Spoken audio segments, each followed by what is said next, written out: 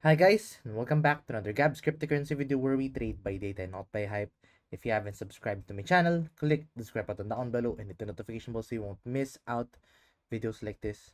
So first of all, I'm gonna say sorry to all my foreign viewers because I'm going to be speaking in Tagalog because I want to to give analysis first and provide help to our local viewers, which is all in the Philippines. So yeah, I'm now going to switch into Tagalog. And ayun nga guys, para ito sa mga naipit dito sa crypto market kasi of course, alam naman natin na during the past few months, ang daming bullish na mga tao sa crypto market. Especially mga crypto gurus na sinasabi nila na aakit pa si Bitcoin na diretso pa na 150k. Yung mga crypto gurus na nabuo lang during this phase ng crypto market. Ang dami ko nakitang ganun na sumikat lang nung nagkaroon ng bull market si Bitcoin. So, anong nangyayari? Nasabayan lang nila yan. So, naniwala naman yung mga tao. And then, ngayon na nag-start na yung bear market, sila naman yung todong hold ng hold at sinasabi na sa inyo na buy the dip, buy the dip, buy the dip, which hindi na siya applicable ngayon kasi of course, makikita mo na break na yung market structure ni Bitcoin, which is the 50-week moving average. And hindi ko na i-explain yun further kasi sinabi ko naman na yun sa previous video, but if you want to check that video out, make sure to check my video dito sa Gabs Crypto PH channel. You can check out all of the videos that I've been doing. But yeah, ano na ba ngayon gagawin mo dito if naipit ka ngayon sa buong crypto market? And ang karamihan ng tanong is, dapat ba nagka-cut loss na ba ako? Dapat ba sinisecure ko na yung capital? Paano yun? Luging-lugi na ako. And ito yung reality guys. Kahit anong mangyari, natalo na kayo. And either way, you have to accept the fact na natalo na kayo. And ang gagawin natin ngayon is what we are calling damage limitation. Damage limitation is somewhat much better than totally mawala lahat ng pera mo. Kasi of course, if damage limitation, if let's say meron kang 500,000 pesos na pinasok, tapos nawala yung, let's say, 400,000, nawala yung 400,000 mo dyan, ang matitira sa'yo dyan is actually around 100,000. And ang gagawin natin dun sa 100,000 na yan, i-make sure natin na isi-secure natin yan at kahit papano, magagamit pa natin yan. Kasi in reality, sa crypto market, there will always be opportunities in the crypto market. It doesn't end here. It doesn't mean na nag-bear market si Bitcoin at nalugi ka, kailangan mo nang itigil na yan. Well, that's not always the case. So, number one, if meron kang Bitcoin or any altcoins na meron kang hawak ngayon, ang pinakang suggestion ko muna ngayon is to sell partially. And what is selling partially going to do here sa crypto market? So selling partially is actually somewhat similar thing to DCA when buying. So 'di ba pag nag-DCA ka, DCA na bumabagsak yung market. So DCA buy, buy, buy. Ang nangyayari kasi diyan is sumasalo ka ng buy orders dito habang bumabagsak si Bitcoin. So yun yung DCA buying. Ngayon naman, ang gagawin naman natin is DCA selling. So DCA selling naman is whenever na umaakit si Bitcoin at mag-start na siyang bumaba, ang gagawin natin is mag-take tayo ng profit or mag-take tayo ng pera sa labas ng crypto, ibebenta natin sila. At ang gagawin natin is ibebenta natin siya ng kalahati lang or kung ano man amount yung gusto nyo ibenta.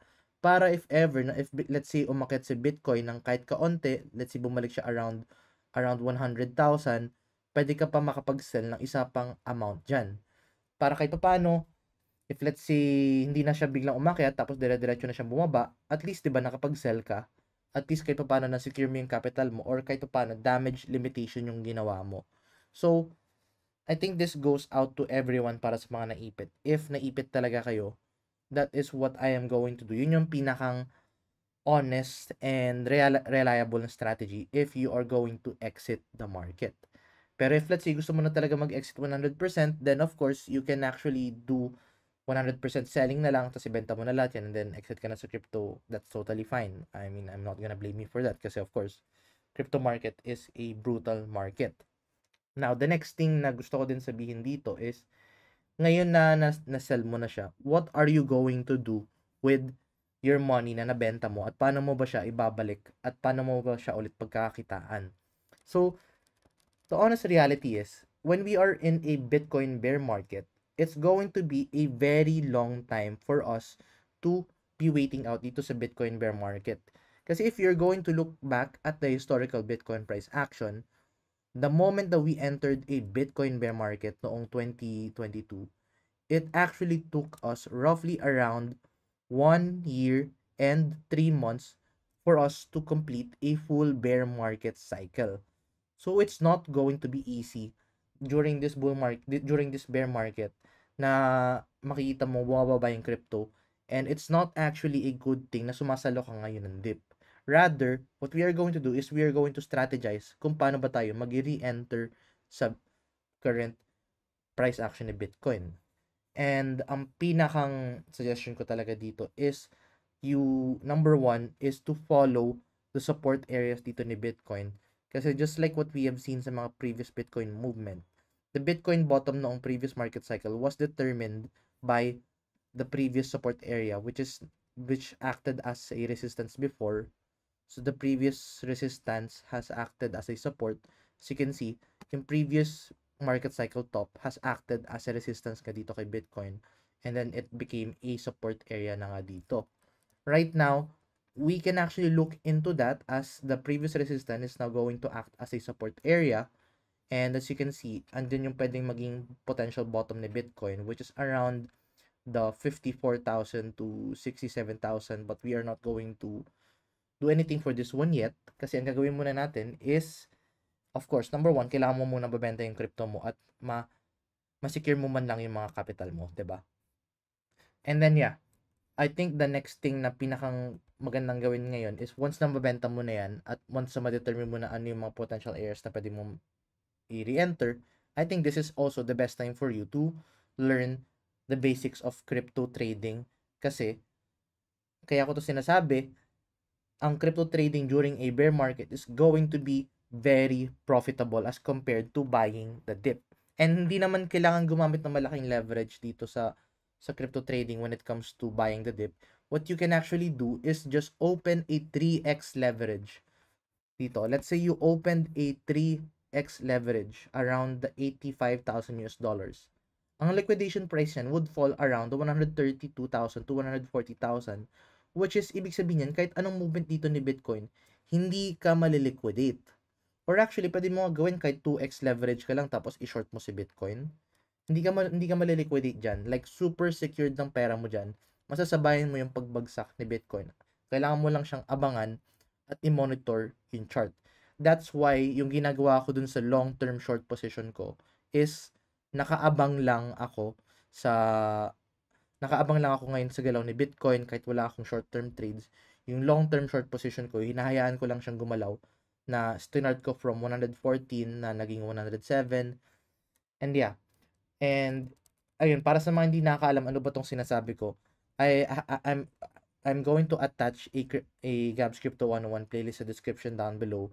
Meron din dun actually lahat ng tutorials from the basics up until dun sa leverage trading, yung intro on how to do leverage trading with the crypto market. And dun natin gagamitin yung pag-short dito ni Bitcoin. Now, when it comes to re-entering or reinvesting kay Bitcoin, of course, ang dami magtatanong na sa akin ngayon is, ano ba yung crypto bottom para sa'yo?